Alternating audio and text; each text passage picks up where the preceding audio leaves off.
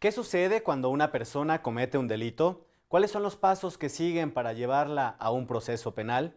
Hoy le vamos a decir cómo se formula un citatorio, una orden de comparecencia o una orden de aprehensión. Un defensor público federal nos explicará cuáles son las formas de conducción del imputado en el nuevo sistema de justicia penal. Mi nombre es Emanuel Saldaña. Quédese con nosotros. Ya inicia Te Defendemos.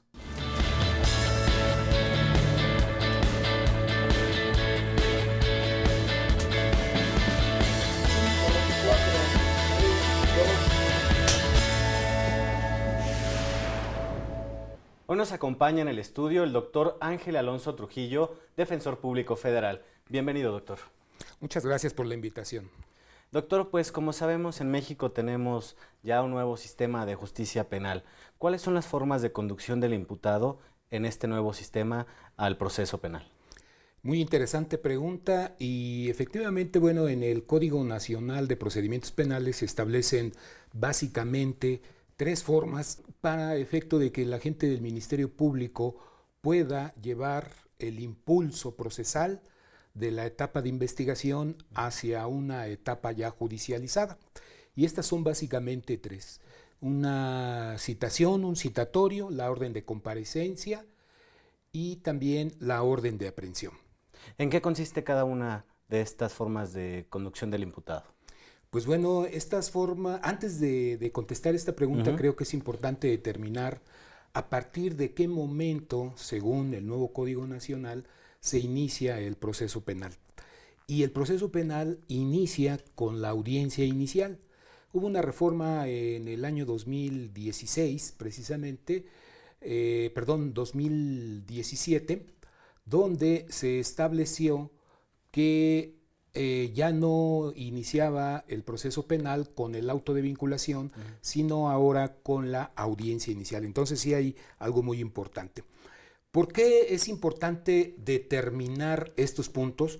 Porque la gente del Ministerio Público va a solicitar al juez de control que mande a comparecer ante el órgano jurisdiccional, a la audiencia inicial, al imputado, a efecto de que, bueno, se le haga saber el delito que se le imputa, los hechos que la ley señalan como delito, la forma de participación, y le informe todo lo relacionado a esto. Entonces, existen básicamente, pues podríamos decir que dos variables. Una, cuando es una consignación sin detenido, y cuando se hace una consignación con detenido.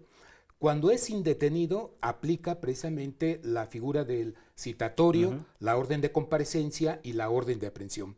Pero si es una consignación con detenido, entonces iniciamos el ejercicio de la acción penal con persona detenida por delito flagrante o bien por detención por caso urgente. El citatorio básicamente, pues aquí podemos decir que existen diferentes niveles de complicación para que podamos llamar al imputado al proceso y esto finalmente pueda garantizar que él no se va a evadir a la acción de la justicia.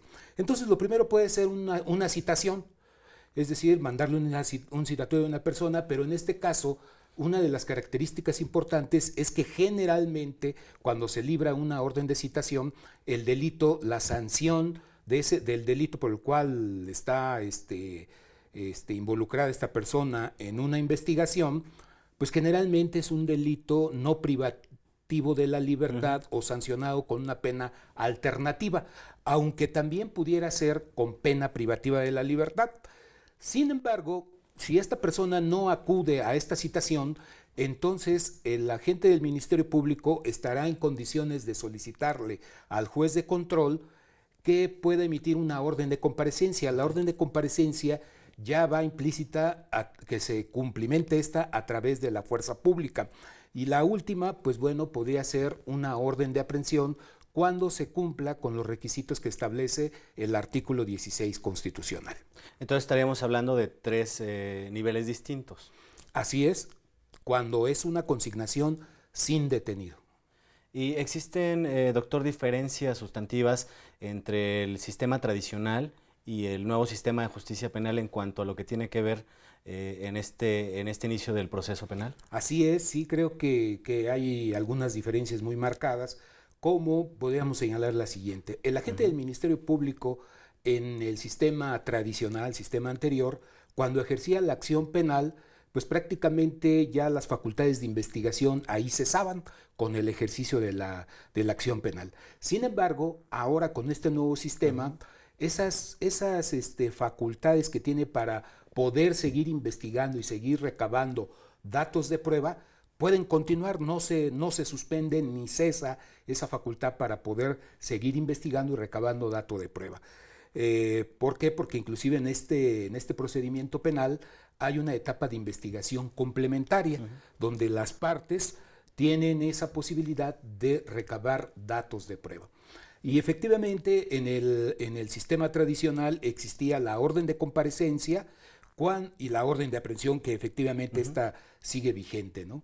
Pero la orden de comparecencia era cuando la persona solicitaba su libertad provisional bajo caución y el agente del Ministerio Público en la llamada etapa o procedimiento de averiguación previa le dejaba en libertad porque garantizaba esta a través de una fianza, etcétera, ¿no? Lo que llamamos la caución. Y luego ejercitaba la acción penal sin detenido. Entonces solicitaba orden de comparecencia porque estaba garantizada su libertad a través de la figura de la caución. Ahora este supuesto, pues bueno, ya no existe como tal en el nuevo sistema, porque la orden de comparecencia puede ser por delito no privativo de la libertad, pena alternativa, o también por delito privativo de la libertad. Pero una de las características esenciales de la orden de comparecencia con relación a la orden de aprehensión es que en la orden de aprehensión va a haber un riesgo inminente de fuga, es decir, que se puede evadir a la acción de la justicia y que por lo tanto, como dice el nuevo código, que exista la necesidad de cautela. Sin embargo, en la orden de comparecencia no existe todavía latente o tan inminente ese riesgo de fuga. Antes de ir más a profundidad en estos casos, ¿qué pasaría si una persona se quiere dar a la fuga? ¿Nos podría explicar rápidamente a quién corresponde el ejercicio de la acción penal cuando se inicia el proceso? Bueno, el ejercicio de la acción penal le corresponde, en este caso que estamos hablando, al agente del Ministerio Público Federal o agente del Ministerio Público del Fuero Común. Él es quien va a incitar a abrir la etapa, el proceso penal con la audiencia inicial, solicitando, si es sin detenido, reitero, citación, orden de comparecencia u orden de aprehensión. Si es con detenido, entonces, porque esa detención fue en delito flagrante o caso urgente. Y obviamente, pues si existe el riesgo de fuga, pues ahí se dice, por ejemplo, en este nuevo sistema, que no inicia el procedimiento penal porque es una solicitud que está hecha dentro de la etapa de investigación que todavía prácticamente no se formaliza, porque se va a formalizar con la audiencia inicial, que es la audiencia de formulación de la imputación, donde se crea esa relación jurídico-procesal entre las partes, ¿sí? Entonces, esa es una de las características muy, muy importantes. Muy bien, doctor, pues es momento de hacer una pausa. Al volver ya seguimos hablando un poco más de qué pasa en los casos en el que se puede dar la fuga a una persona. ¿Cómo no? Vamos a la pausa, no le cambie.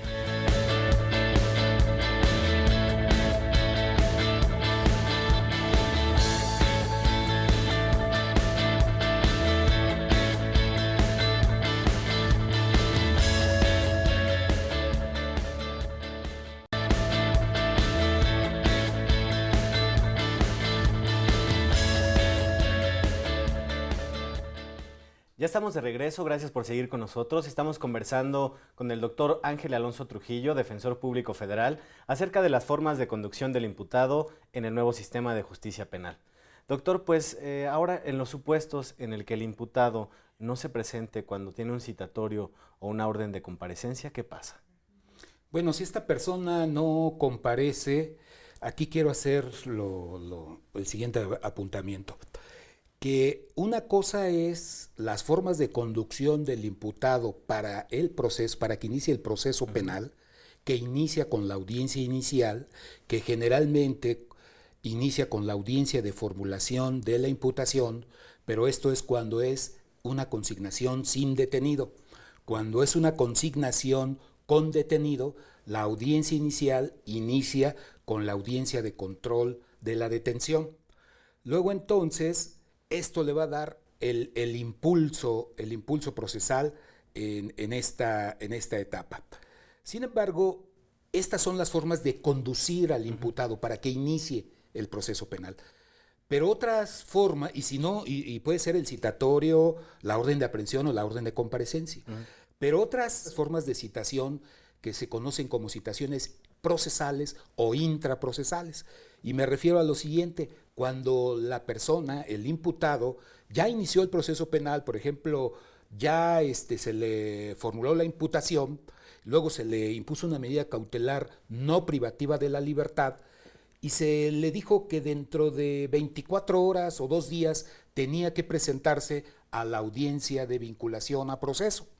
Entonces, si ya para esto, esta persona ya se encuentra en libertad, en caso de que no comparezca a esa citación, que pudiera ser no nada más para la audiencia de vinculación a proceso, sino por ejemplo a una audiencia de, por ejemplo, la etapa intermedia o la audiencia de juicio oral, entonces estas ya son citaciones de carácter intraprocesal, que quiere decir que no son para que inicie el proceso, sino que son para que continúe el proceso, para que no se entorpezca el procedimiento penal. Y entonces la consecuencia jurídica es que a lo mejor si una persona no acude a la citación correspondiente, entonces se le pueda revocar o modificar la medida cautelar. Entonces, básicamente esa es la aclaración que quiero hacer. Una, que son formas de iniciar el proceso para conducir al imputado, y otra es cuando ya está el proceso y ya no acude al procedimiento penal. Entonces, unas para iniciar y otras para continuar el procedimiento penal. Y en esta etapa temprana del proceso, ¿cuáles son los derechos que tiene el imputado? Pues realmente nos pasaríamos horas hablando de esto, pero bueno, yo creo que así dentro de la pirámide que existe tanto en la Constitución como en el Código Nacional, hablaríamos de la presunción de inocencia. Tiene derecho a que se presuma su inocencia mientras no se acredite su culpabilidad. Esa es una regla básica muy importante en este sistema. Tiene derecho a contar con un defensor público o privado, pero este defensor ahora, una de las características importantes es que tiene que ser un perito en derecho, es decir, licenciado, con una cédula profesional de licenciado en derecho o abogado. También tiene derecho a ofrecer pruebas, tiene derecho a consultar la carpeta de investigación, tiene derecho a no ser torturado, tiene derecho a guardar silencio y que ese silencio no sea utilizado en su contra, porque el que calla, pues no otorga, el que calla simplemente no dice nada. Y efectivamente, pues tiene derecho a que se le designe un defensor inclusive desde el momento de la detención, tiene derecho a declarar, tiene derecho a negar los hechos. Y por ejemplo, en cuestiones de extranjeros, pues tiene derecho a que se le notifique a su embajada para efecto de que se le brinde la correspondiente asistencia consular. Entonces, prácticamente, pues tiene una gama de derechos fundamentales que deben de ser respetados, debe de tener un juicio justo, debe de ser juzgado en un plazo razonable también, ¿verdad? Como lo establece la propia Constitución y los instrumentos internacionales. Y pues ya que menciona uno de estos derechos, que es la defensa adecuada, doctor, ¿cuál es el rol de los defensores públicos en esta etapa temprana? Pues efectivamente, como estamos hablando de que ya aquí ya se está judicializando o formalizando la carpeta de investigación, lo que antes conocíamos como averiguación previa, entonces llegamos ya a una sede judicial ante un juez de control, y creo que una de la parte muy importante que debe de llevar elementos estratégicos el defensor es en esta etapa, por ejemplo, en la de la formulación de la imputación, para hacer las aclaraciones correspondientes. En la audiencia de control de la detención, a efecto de establecer una teoría del caso que pudiera desvirtuar la posible ilegalidad de la detención, ¿sí? Y también, obviamente, dentro del plazo constitucional, pues ir con una estrategia de que posiblemente podemos solicitar la ampliación del plazo constitucional a efecto de ofrecer dato de prueba. Doctor, es momento de hacer una segunda pausa. Antes lo invito a ver nuestra sección Te Escuchamos. Aquí le preguntamos a estudiantes de Derecho si conocen cuáles son las garantías que tiene una persona que inicia un proceso penal. Muy bien, muy bien. Vamos a verlo y regresamos. Un imputado tiene derecho a que se le trate como inocente hasta que se le demuestre lo contrario. Tiene derecho a un debido proceso, tiene derecho a una asistencia legal, tiene derecho a saber el porqué y los motivos del cómo fue detenido, por qué. A un juicio ante los tribunales, tal como lo marca la Constitución. Tienen derecho a una defensa, tienen un derecho a audiencia, tienen derecho a ser representados, tienen derecho a declarar o no declarar, a ampliar el término constitucional. Es decir, tienen muchos derechos porque son como cualquier otro ciudadano. Pues derecho a un representante legal, que es lo fundamental, ¿no? Ya en una situación de la comisión de un delito, pues obviamente que se respete todo el debido proceso, que se ha presentado ante las autoridades competentes en los términos que establece la ley. Pues es parte de los derechos humanos, ¿no? Y porque obviamente no puede ser procesado o imputado si no se llevó a cabo antes un proceso o el debido proceso, porque igual, si no, pues estarían incurriendo ahora sí que en sentenciar a un inocente, ¿no? En el caso de que así fuera. Lo más importante es de que no se violen los derechos del imputado, se tiene que tener un juicio justo. Aún así muchas veces se han cometido injusticias a gente que pues pueden ser inocentes y se les puede violar toda clase de derechos, y por eso son importantes todos los derechos del imputado. El principal derecho que él tiene es que hasta que no se le demuestre lo contrario, él sigue siendo inocente, por lo tal tiene ese derecho. Creo que estamos en una desventaja cuando se nos imputa a un delito. No soy abogada, no tengo tanto conocimiento al respecto, pero como ciudadano creo que es muy importante que tengas derecho a saber por lo menos cómo demostrar tu inocencia. Pues tiene derecho a la presunción de inocencia, a una buena defensa y a que todo su proceso sea llevado conforme a derecho.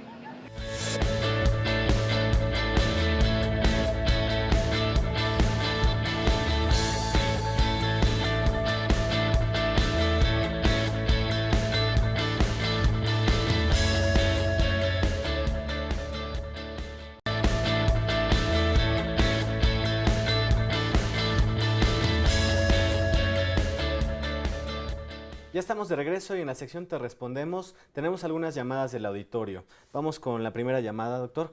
Es de la señora María Elena López Juárez. Ella pregunta que a su esposo le llegó un citatorio en donde un juez de control lo requiere para que se presente el próximo viernes a las 10 de la mañana a una audiencia inicial.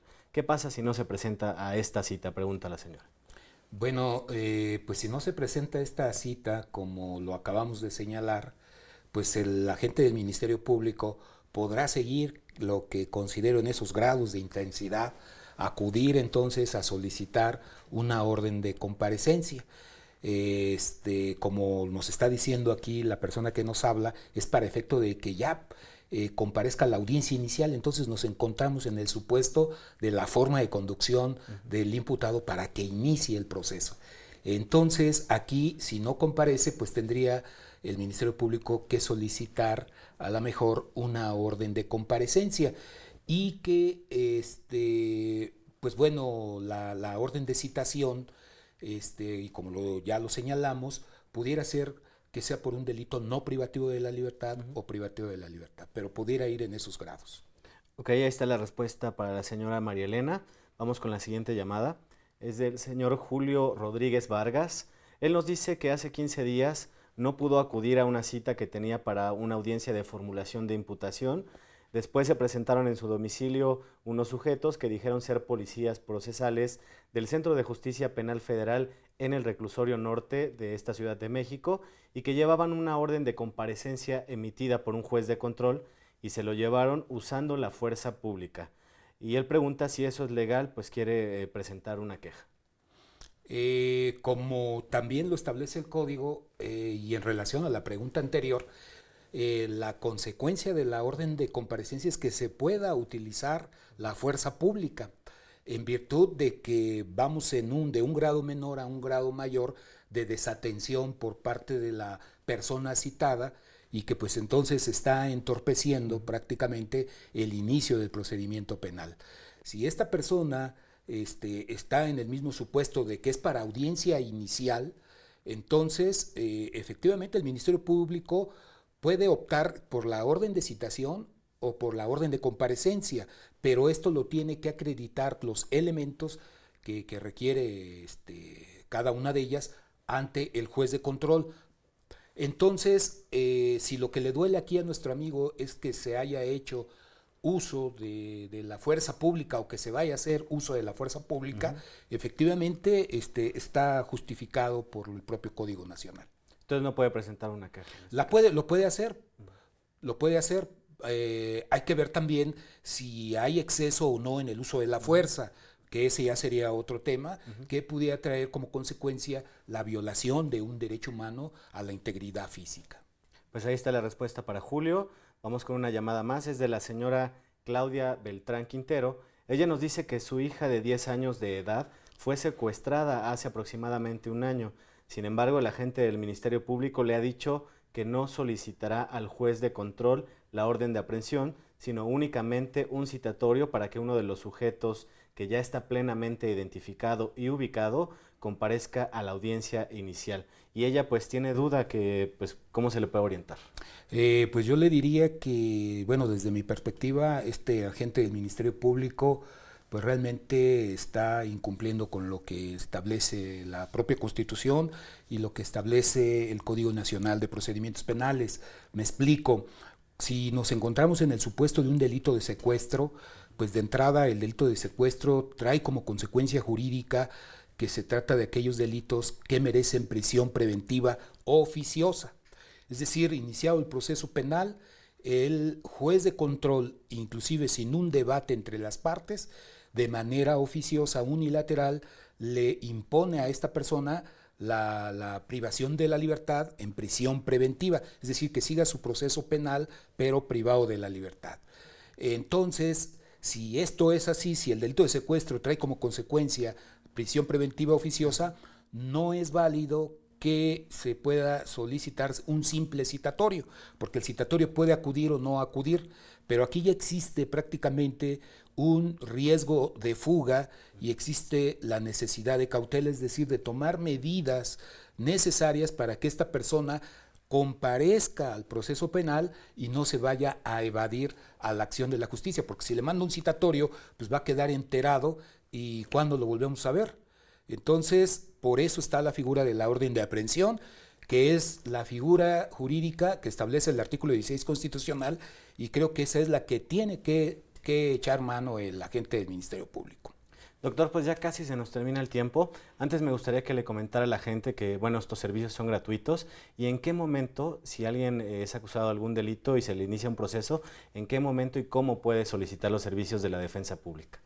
Bueno, la defensa pública, existe el Instituto Federal de Defensoría Pública, ubicado en Bucareli 22 y 23, Colonia Centro, y efectivamente, pues bueno, ahí pueden acudir directamente a solicitar el servicio, o bien en los diferentes centros de justicia penal, en las agencias del Ministerio Público Federal y en los tribunales unitarios de circuito, que obviamente son en materia federal, que es lo que atendemos nosotros, dirigirse a los defensores públicos a efecto de que pues les puedan brindar la asesoría correspondiente, y al instituto a efecto de que también se les brinde la asesoría y los puedan canalizar ante el defensor que pueda atender directamente su caso. Muy bien, doctor Ángel Alonso Trujillo, defensor público federal, pues muchas gracias por esta conversación y por atender las inquietudes del auditorio. No, pues el agradecido soy yo. Gracias también al equipo de producción que hace posible este programa. Gracias a usted por sintonizarnos. Lo esperamos la siguiente semana. Quédese en la señal del canal judicial.